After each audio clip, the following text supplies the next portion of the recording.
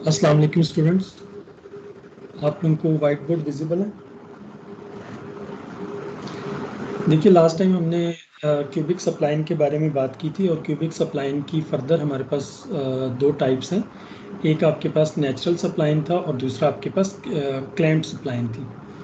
आप लोगों ने अपनी बुक में पेज नंबर 147 पे construction of A cubic spline है टॉपिक, वो आप लोगों ने खुद से इसको पढ़ना है और इसमें इसकी डेरिवेशन देखनी है। अगर इन केस ही आपको डेरिवेशन नहीं समझ आती तो फिर हम इसको क्लास में डिस्कस कर लेंगे। एक्चुअली इसमें ये जो कंस्ट्रक्शन ऑफ क्यूबिक सप्लाइन है, इसमें आपने जो प्रॉपर्टीज़ ऑफ सप्लाइन पढ़ी थी वो आपने एक्चुअली यूज़ करनी है इसमें कंस्ट्रक्शन ऑफ ए क्यूबिक सप्लाइंस को। जो प्रॉपर्टीज़ हैं क्यूबिक सप्लाइन की वो आपने यूज़ करनी है और कंस्ट्रक्शन ऑफ क्यूबिक सप्लाइन बनाना है। इसमें कंस्ट्रक्शन ऑफ क्यूबिक सप्लाइन जब आप करेंगे तो आपके पास एक लीनियर सिस्टम बनता है in the type of A X is equal, इस टाइप का लीनियर सिस्टम बनता है A X is equal to B. तो हम, क्योंकि हमने नेचुरल सप्लाइन और क्लैम्प्ड सप्लाइन दोनों पढ़नी है, तो हम नेचुरल सप्लाइन का पहले देखते हैं कि नेचुरल सप्लाइन हमारे पास कैसे कंस्ट्रक्ट होती है। देखिए, इसके लिए एक थ्योरम है, इफ f is defined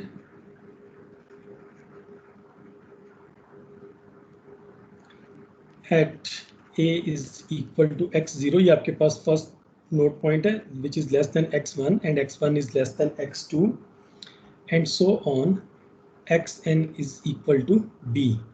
ये आपके पास नोट पॉइंट्स गिवन है और फंक्शन इस पे डिफाइंड है। Then f has a unique natural suppline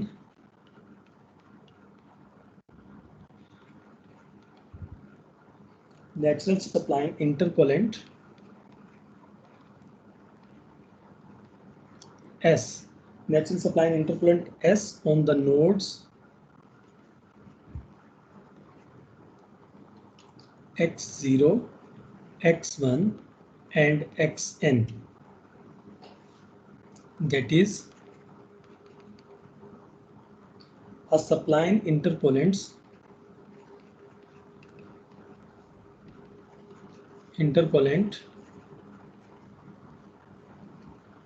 that satisfies the natural boundary condition, satisfies the natural boundary conditions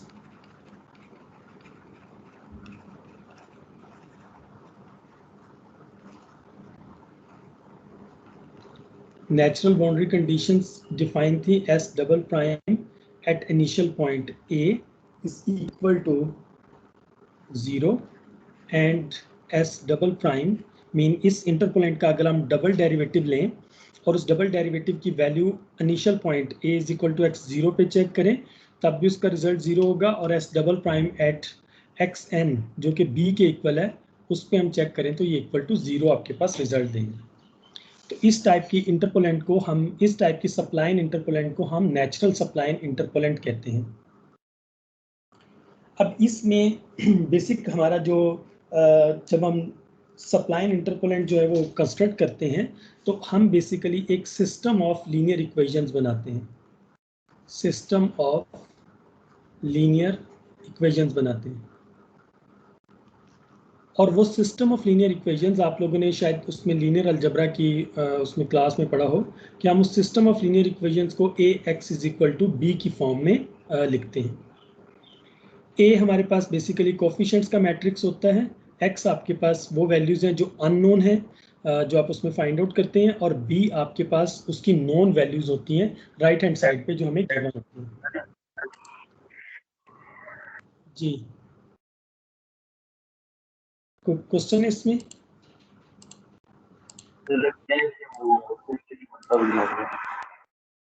नंग्याल आपका क्वेश्चन है, आपका माइक ऑन है।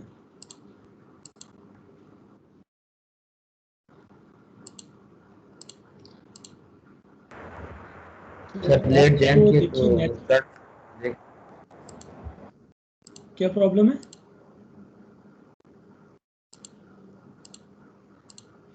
देखिए, नेचुरल सप्लाई कंस्ट्रक्ट करने के लिए आपको दो तीन चीज़ें रिक्वायर्ड होती हैं। एक चीज़ आपको ये रिक्वायर्ड होती है कि सबसे पहले आपको नोड पॉइंट्स गिवन होने चाहिए, x0 x1 x2 up to so on xn, और फिर आपको फंक्शन की वैल्यू उन नोड्स के ऊपर रिक्वायर्ड होती है। मीन फंक्शन की वैल्यू भी आपको उसमें गिवन होनी चाहिए। अब इसके बाद जो आपका इसके बाद आपने लीनियर सिस्टम ऑफ इक्वेशंस बनाना होता है। कोई बता सकते हैं कि आपने जो बनाते हैं सिस्टम हमारे पास लीनियर सिस्टम ऑफ इक्वेशंस, उसमें क्यूबिक सप्लाइन की पावर कितनी होती है? क्यूबिक सप्लाइन में वेरिएबल की पावर कितनी हो सकती है? हाईएस्ट पावर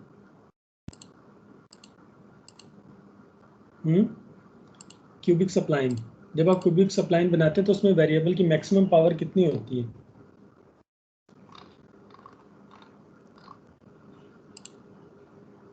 तो 3 होती है सर, क्यूब 3 होती है। ठीक है सर, मीन क्यूब होता है ना, आपने उसको S J of X is equal to G. ये पेस्ट और नीचे करे तो हम ऊपर नोट कर देंगे, नीचे आप लिखते हैं।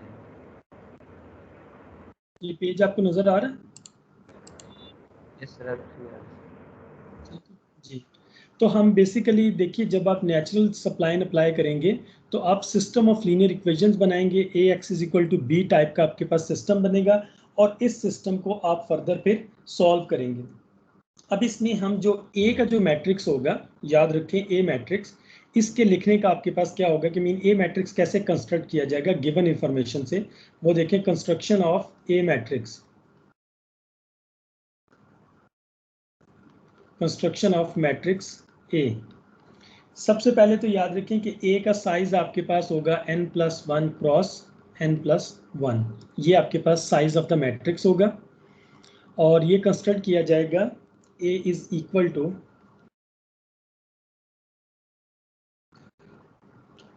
1 0 0 एंड 0, और फिर इसमें h0 2 multiply by h0 plus h1, then h1, और फिर इसमें हम इसको फर्दर एक्सटेंड करें तो ये हमारे पास यहाँ पे 0, और थर्ड रो में 0 h1, और फिर हमारे पास आ जाएगा 2 times of h1 plus h2, और फिर इसके डायगोनल में यहाँ पे आएगा h2।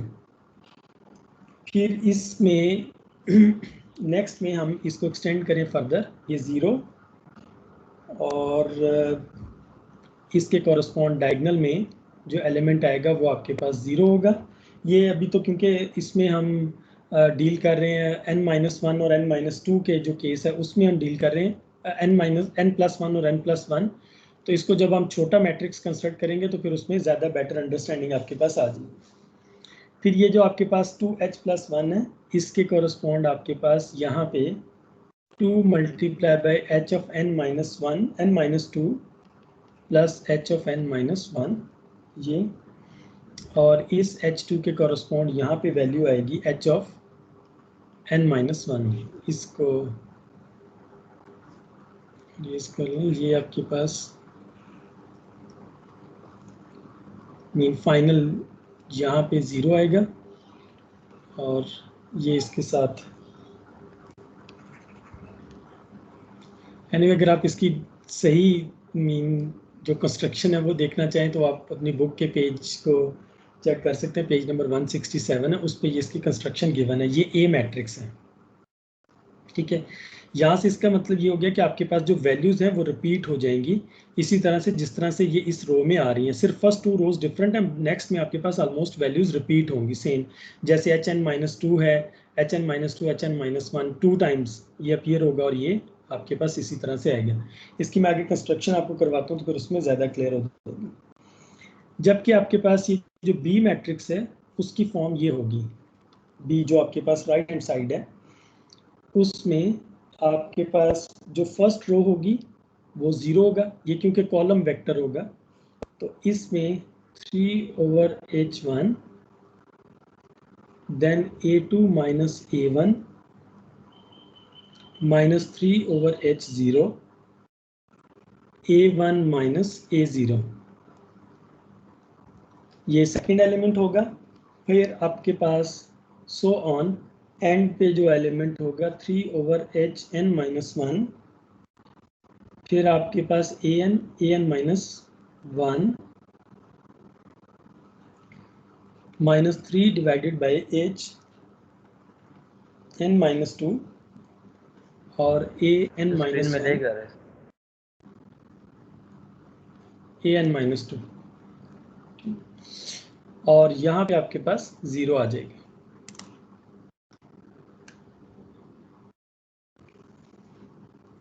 ये सबको विजिबल है? सर वो प्री मैट्रिक्स सिर्फ 0 लिखे बस। जी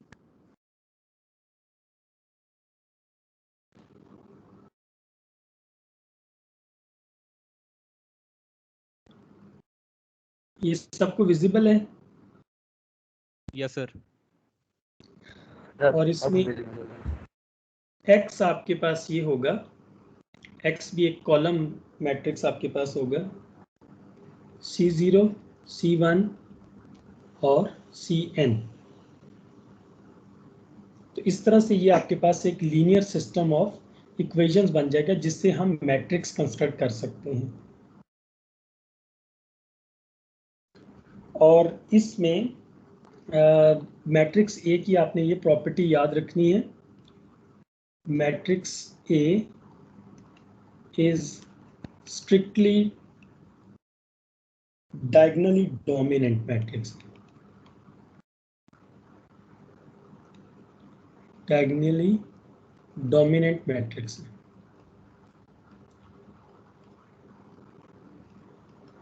स्ट्रिक्टली डायगोनली डोमिनेंट मैट्रिक्स, ठीक है। इसके बारे में पता है आपको स्ट्रिक्टली डायगोनली डोमिनेंट मैट्रिक्स क्या होता है? No sir. इसमें आपके पास ये, इसका एक्चुअली आपके पास ये होता है कि आपके पास इसी में इसका हर रो के अंदर जो मैग्नीट्यूड ऑफ डायगोनल एंट्री होती है वो हमेशा ग्रेटर होती है sum of the all other entries. Sum of all other entries mean strictly diagonally dominant का आपको मैं बता देता हूँ। इन ईच रो, हर रो के अंदर याद रखें, the magnitude of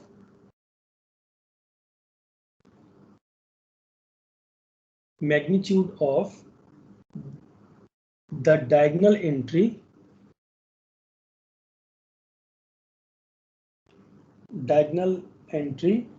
exceeds the sum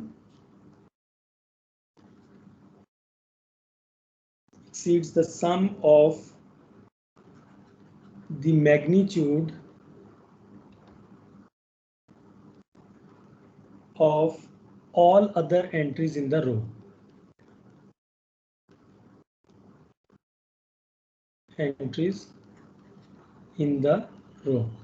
जैसे फॉर एग्जांपल इसमें हम एक शॉर्ट सा मैट्रिक्स लिख के मैं आपको बता देता हूँ। ए आपके पास एक मैट्रिक्स है जिसमें A11, A12, A13, A21, A22, A23, A31, A32 and A33।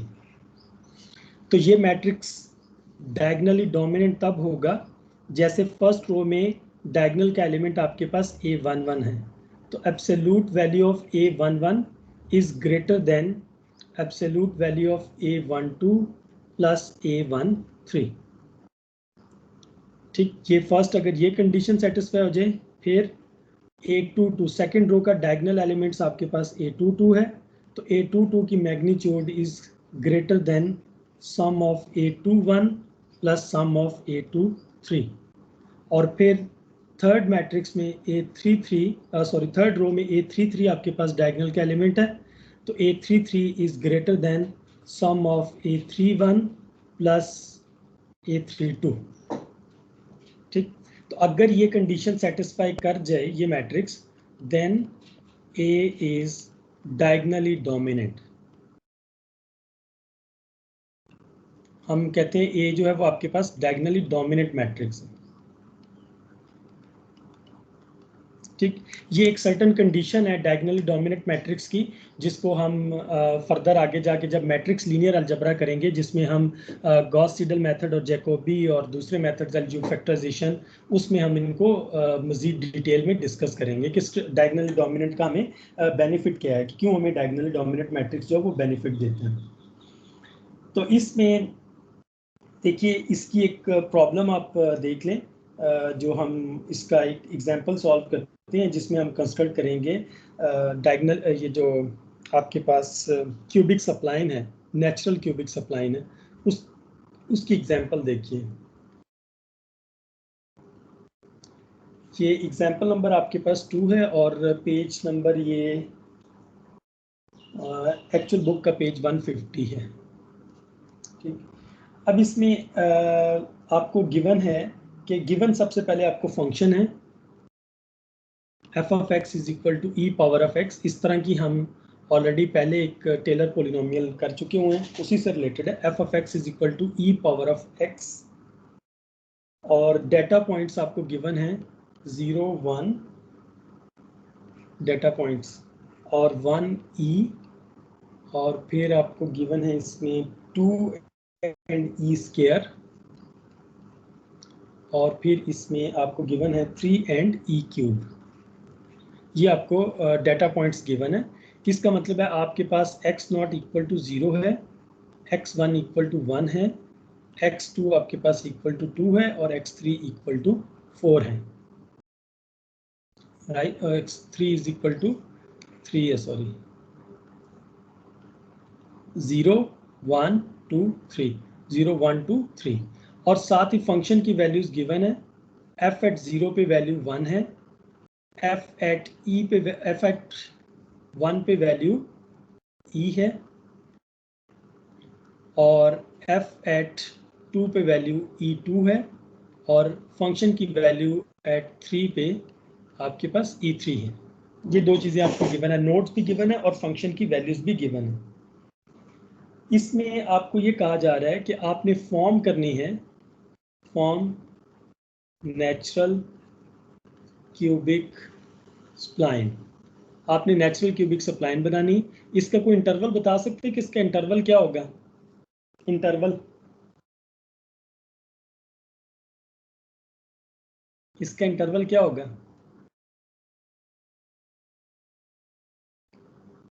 इस प्रॉब्लम में इंटरवल, हाँ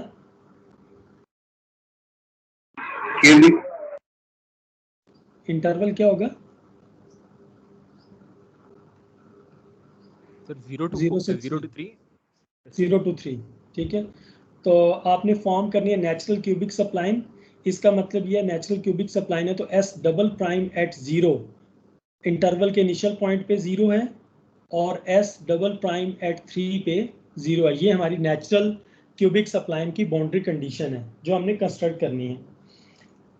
और इसमें आपने सबसे पहले देखो आपके पास total number of points n+1 किसके इक्वल है?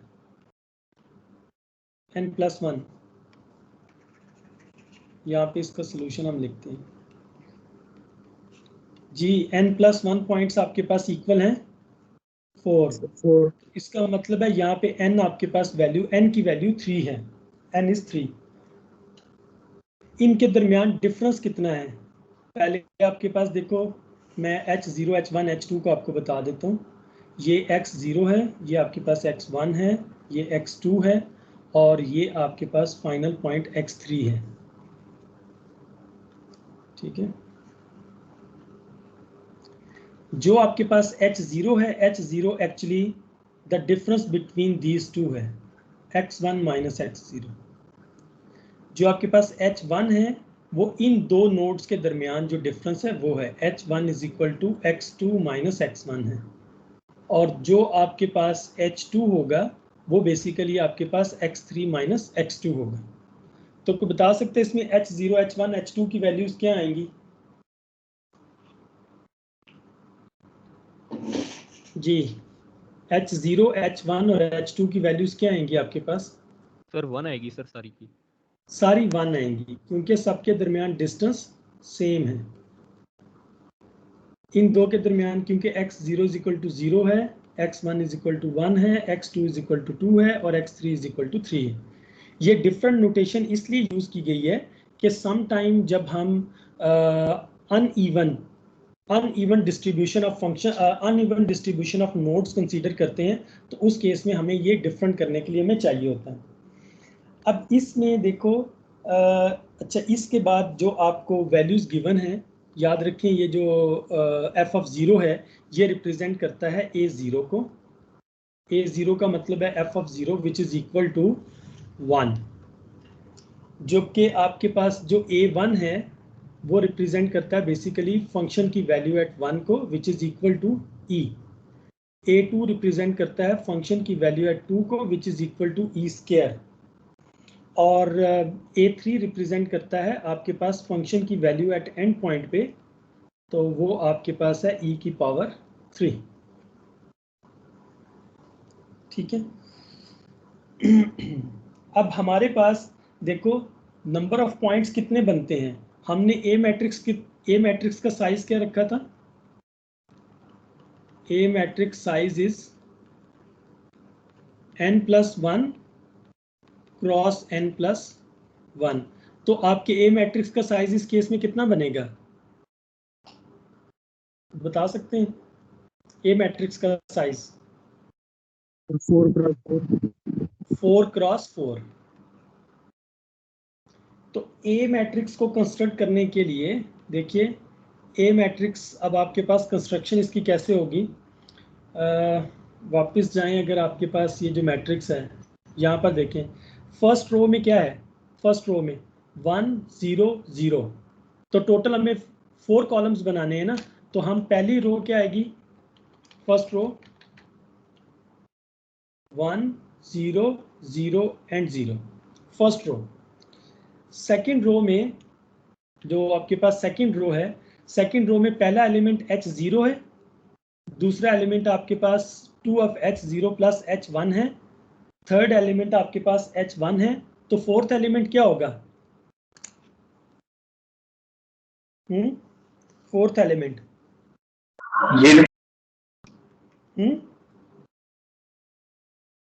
Fourth element 0।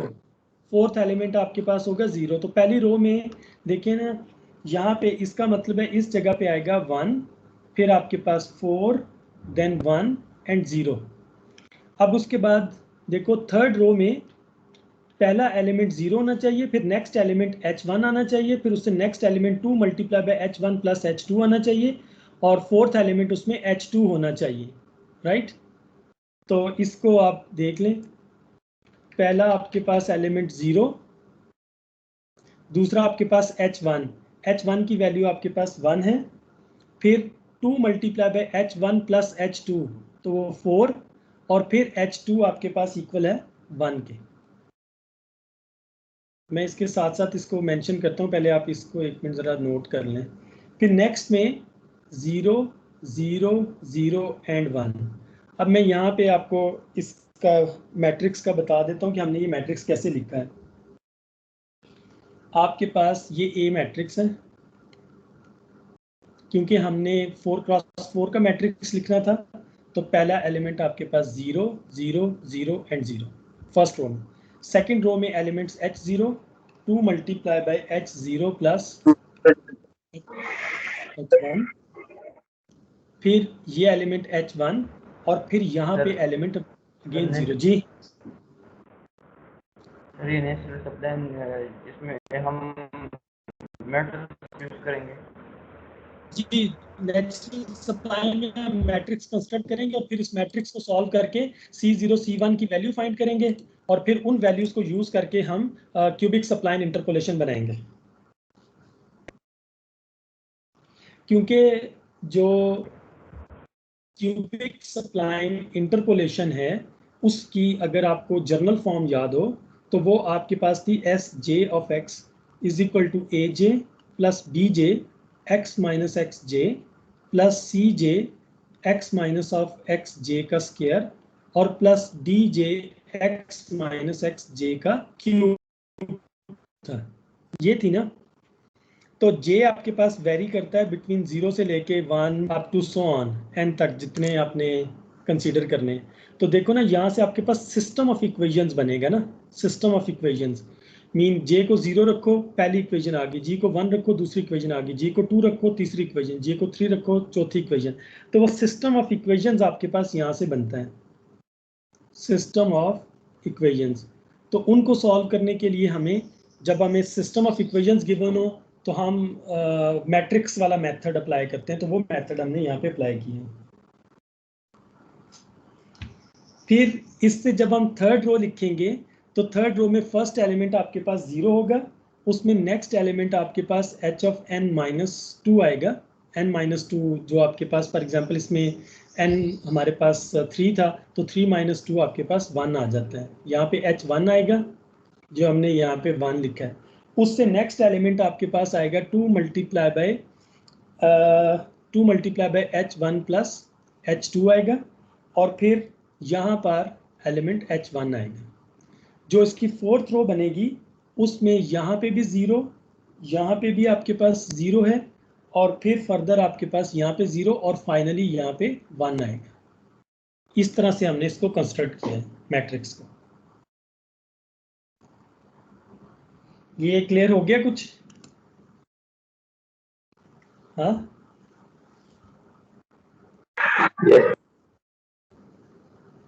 अच्छा, अब इसका हमने बी मैट्रिक्स लिखना है, ठीक, Ax इक्वल टू बी।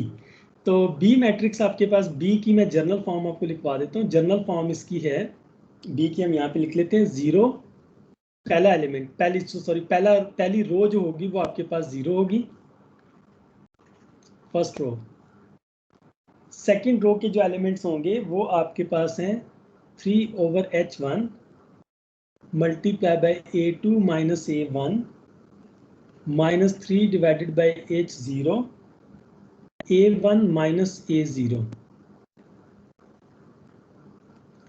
और ये सो ऑन मतलब इसी तरह के यही सेम एलिमेंट्स आपके पास होंगे, बट जो element 3 of h minus 3 divided by hn-1, फिर ये आपके पास आएगा an minus 1 minus of 3 divided by h n-2 a of n-1 minus a of n-2।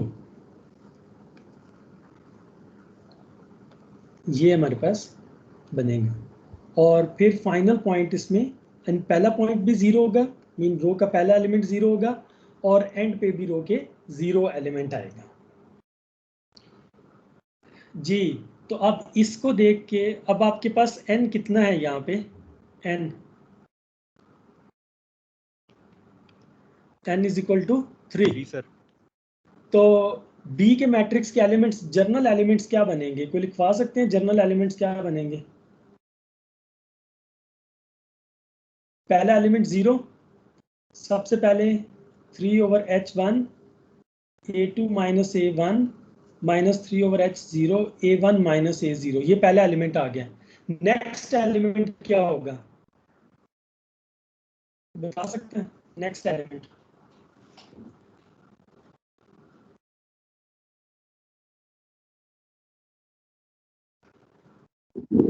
3/h2 anyone? हाँ, 3/h2 a3 minus a2। एक minute, 3/h2 a2 minus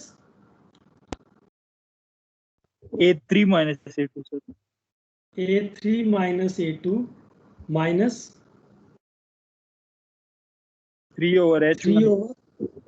3/h1 और a2 minus a1। Am I right? Yes sir. और last पे क्या आएगा? Last वाली 0। ये समझ आया कि ये कैसे बनी है? देखो, n आपके पास 3 था, पहला एलिमेंट ये तो 0 लिख लिया हमने, ठीक है।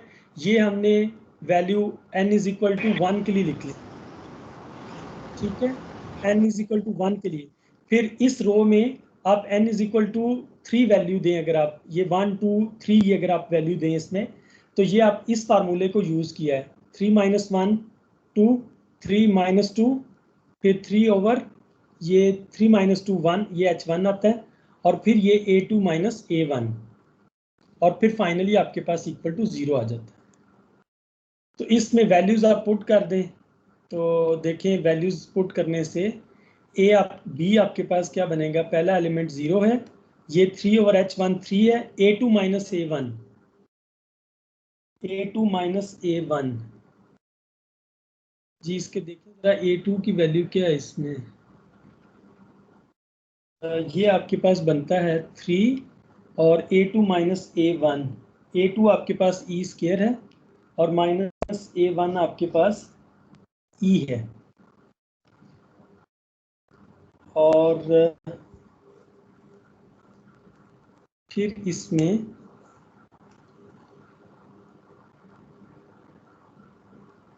जस्ट होल्ड ऑन, ये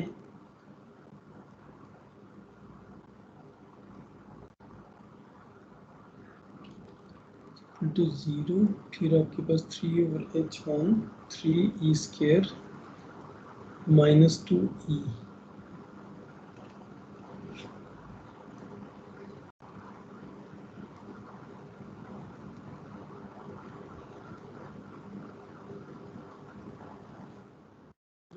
मैट्रिक्स सही लिखा है, बी वाला matrix 3/h2 a3 minus a2 minus 3/h1 a2 minus a1, ये 3 आपके पास है।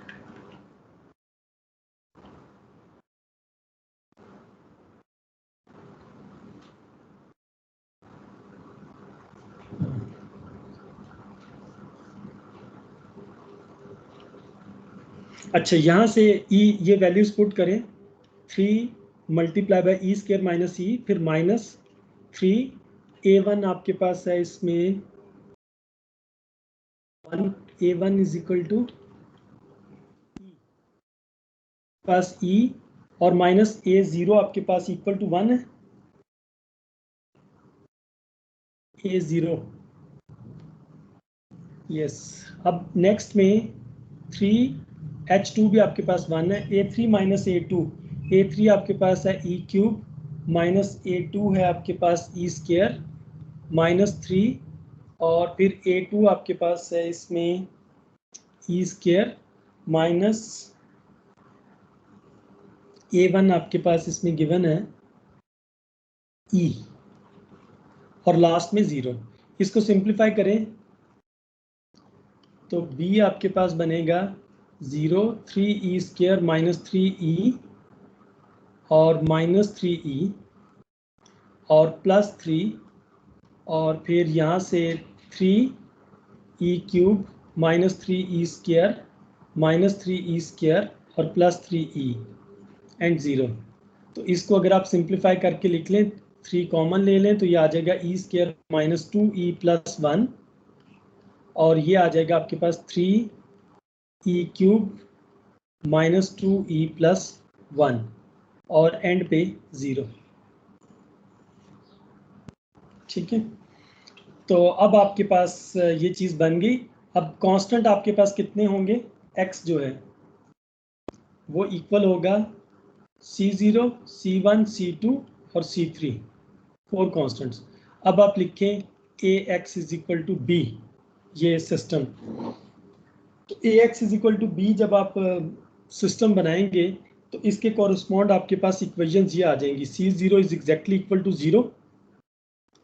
ये आप यहाँ पे ना वैल्यूज पुट करके देख लें, a की वैल्यू इसमें 1 0 0 0 और फिर 1 4 1 0 एंड 0 1 4 1 और एंड पे 0 0 and 1 multiply by C0 C1 C2 C3 is equal to B 0 3 times e square minus 2e plus 1 और ये 3 time e cube minus 2e plus 1 and 0।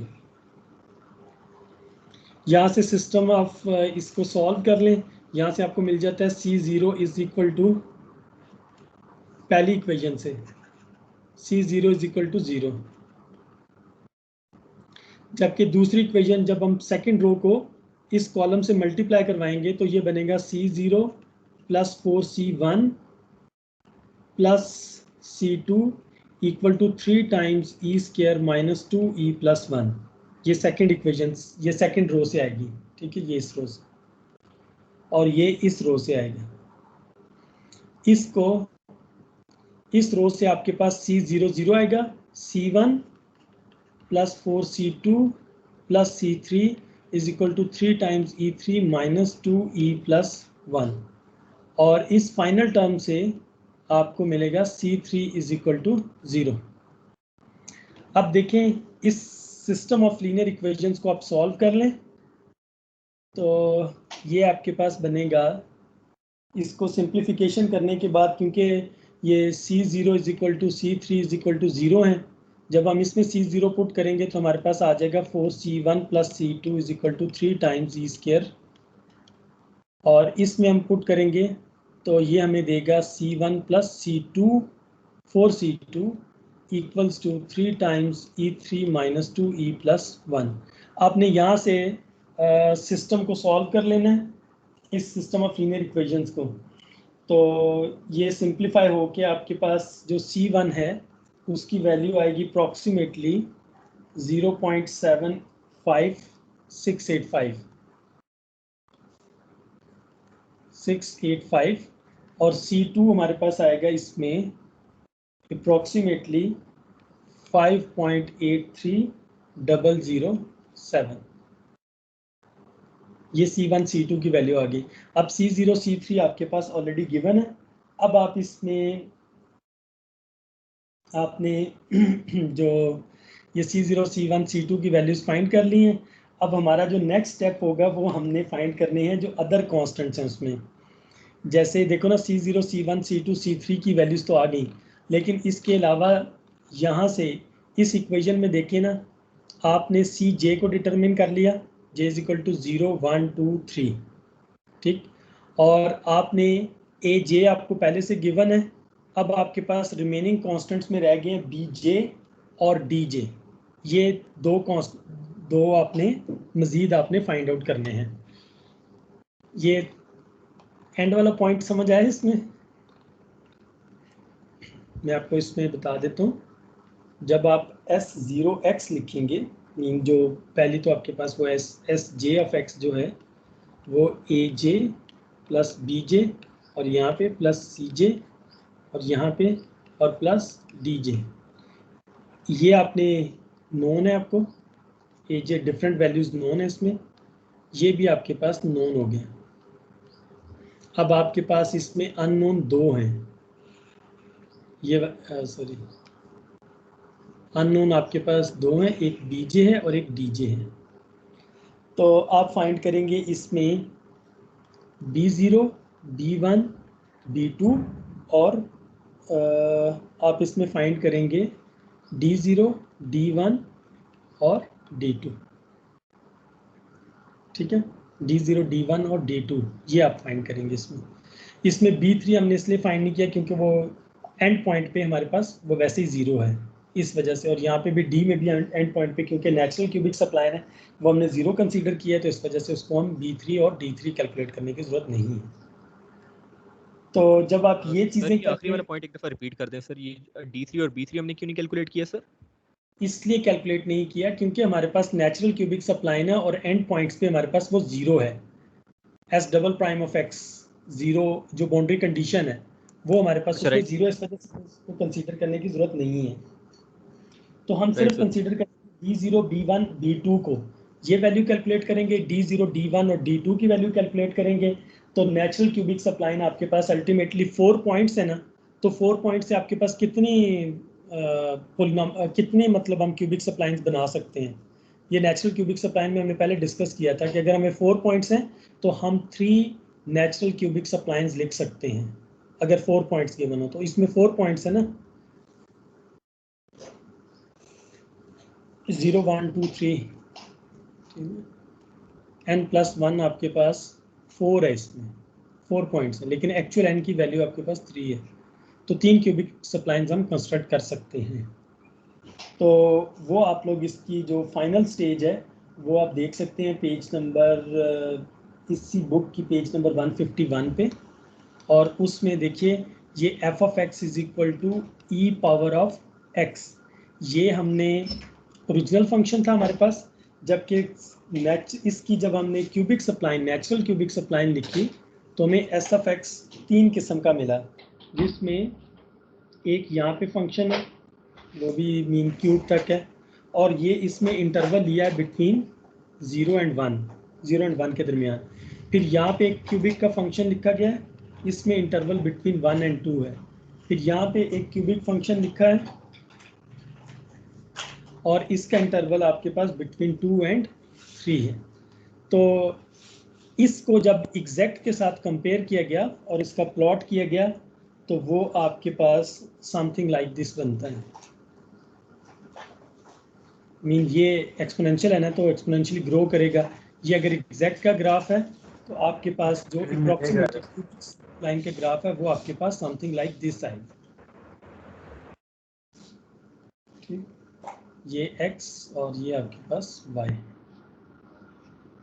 तो इसको हम मज़ीद कल डिटेल में डिस्कस कर लेंगे, लेकिन आप लोग अगर इसकी एग्जांपल जो पेज नंबर, अगर आपने कंस्ट्रक्शन ऑफ क्यूबिक सप्लाइन कर लिया तो आपके लिए ये एग्जांपल करना इतना मुश्किल नहीं होगा।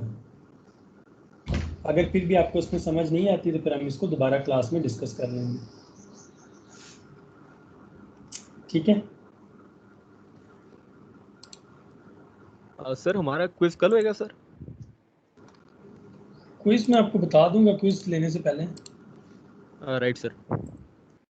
क्विज मैंने भी आपका वो मुझे पता तो चल गया आप लोगों का क्विज लेना है, लेकिन कब लेना है फिर वो हम डिसाइड कर लेंगे आपस में कब क्विज रखा जाए। Right sir. ठीक है, मैक्सिमम प्रेजेंस हो जाए तो। एमसीक्यूज टाइप लेना है, क्वेश्चन टाइप लेना है? सर अगर आप कोई ऑल्टरनेट वीक्स में ले लें, या फिर सर अगर आप टाइमिंग वगैरह एक दफ़ा सर हमारे साथ एक दफ़ा अगर आप कंफर्म कर लें सर, क्योंकि एक्चुअली हमारे सारे जो सब्जेक्ट्स हैं उनके एक साथ ही क्विज हो रहे हैं एक वीक के अंदर। अच्छा, कब हो रहे हैं आपके?